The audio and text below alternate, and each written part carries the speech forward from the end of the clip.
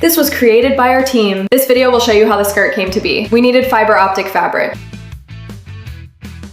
Comb these fibers neatly and bind them into a bundle. Slide a piece of heat shrink tubing over the assembly, then use a heat gun to shrink it tight, thereby protecting the connection point. Next, we need to connect the fiber bundle to the LED. This is the most challenging step in the entire process. Our team designed a specialized coupling mold. Simply snap the LED and the fiber bundle into place, give it a twist, much like tightening a screw, and they align perfectly in just a few seconds.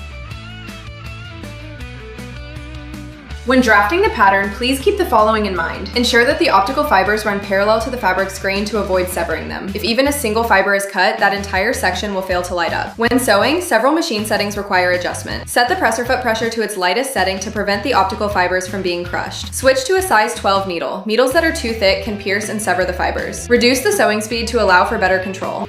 To transform this fiber optic fabric into a beautiful glowing dress, our Lumisonata team typically employs a variety of weaving methods and specialized techniques.